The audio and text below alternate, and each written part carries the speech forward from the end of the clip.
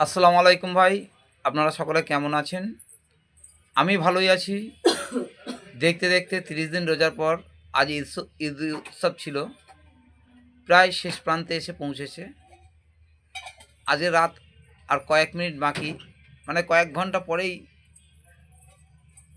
১ বছরের মতো ঈদ উল ফিতরের দিন শেষ হয়ে যাবে।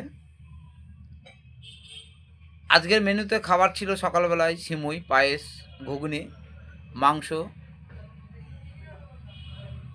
কেউ কেউ আবার বিরিয়ানি খেয়েছে, পোলাও খেয়েছে। কিন্তু আজকে আমি অনেক জায়গায় গিয়েছিলাম ঘুরতে। বিভিন্ন জায়গায় বিভিন্ন রকম খাবার দেখলাম। আজ আমি কৃষ্ণনগরে গিয়েছিলাম ঝিটকিপোতায়।